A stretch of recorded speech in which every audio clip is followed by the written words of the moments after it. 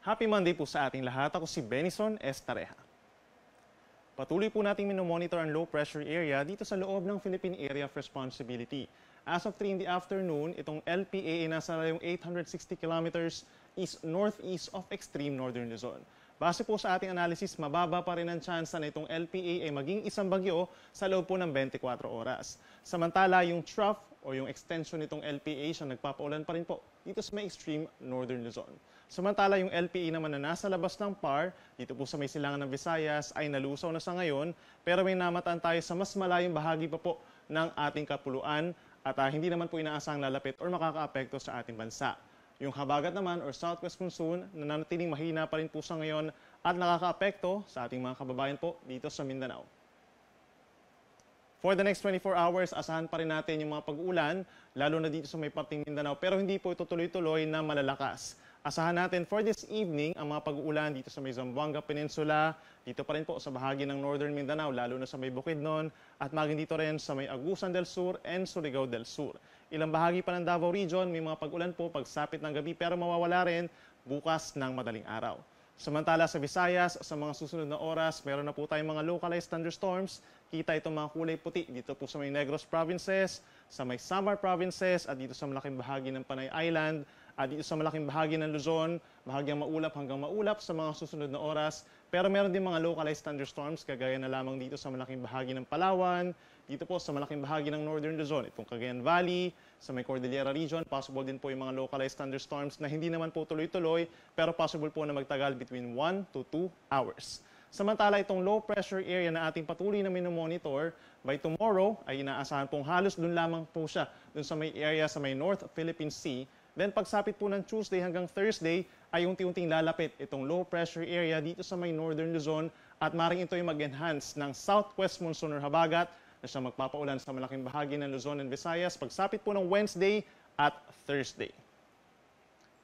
So by tomorrow, asahan po yung mga pag-ulan pa rin dahil po dito sa trough ng LPA sa may extreme northern Luzon, Batanes, and Babuyan Group of Islands. Pero may mga pag-ulan din po as early as tanghali hanggang sa gabi dito po sa malaking bahagi ng Bicol Region at maging dito sa may silangang parte pa ng mainland Luzon kabilang ng Quezon Province, Aurora, Isabela, and Cagayan. Asahan po yung mga kalat-kalat na ulan ng thunderstorms pagsapit po ng hapon hanggang sa gabi. So mag-ingat po sa mga posibleng pagbaha or pagguho ng lupa.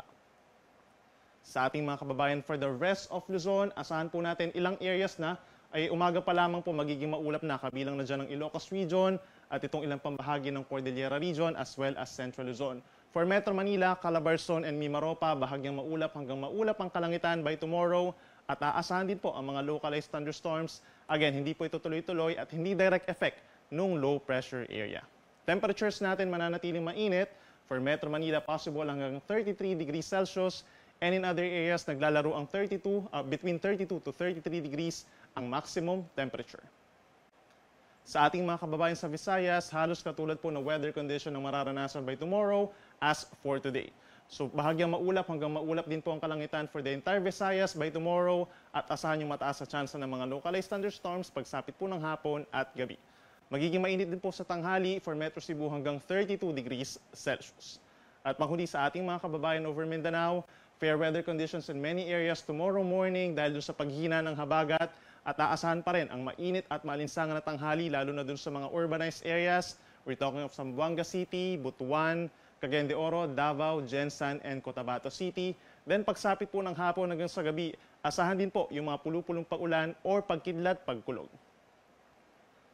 For the next 24 hours, wala naman po tayong aasahang gale warning or babala sa matataas na mga pag-alon. At kahit po bahagyang lalakas yung ating habagat pagsapit po ng Wednesday at Thursday, hindi naman inaasahang magkakaroon tayo ng gale warning or yung maalon na karagatan po sa mga susunod pa na araw. So aasahan lamang natin, nagkakaroon naman hanggang 2 hanggang 3 metro mga pag-alon kapag meron tayong mga thunderstorms. For the next 3 days, inuulit natin yung habagat or southwest monsoon. Maring magbalik po pagsapit po ng Wednesday at Thursday at magpaulan sa malaking bahagi po ng Luzon and Visayas. Gagaya na lamang dito sa Metro Manila, pinapayuhan natin na magdala po ng payong pagsapit po ng Miyerkules at Huwebes dahil sa maulang panahon. Kabilang na rin dyan ang malaking bahagi pa ng Central Luzon and Calabarzon.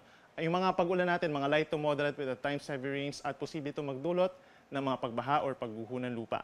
Pagsapit ng Friday, hihina ng bahagyang habagat, aasahan na lamang po ang mostly cloudy skies at mayroong mga kalat-kalat na ulan pagsapit ng hapon.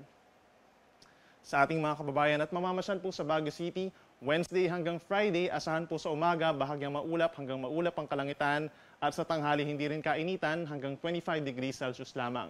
Sa hapon hanggang sa gabi is mostly cloudy skies na at makakaranas na ng mga pag-uulan at natural lamang po ito kapag meron tayong southwest monsoon. Sa ating mga kababayan sa Kabikulan, pagsapit po ng Wednesday, maulang panahon din po ang mararanasan, so magdala po ng payong. Asahan yung mga kalat-kalat na ulan and thunderstorms, so mag-ingat din po sa mga pagbaha or landslides.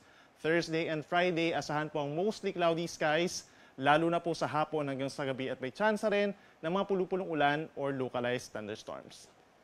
Sa atong mga kaigsuonan din for Metro Cebu, asahan pa rin for the next 3 more days ang mainit at malinsangang panahon po, hanggang 33 degrees Celsius at pagsapit po ng hapon, bahagyang maulap hanggang maulap ang kalangitan na may tsansa lamang ng mga saglit na pag-uulan.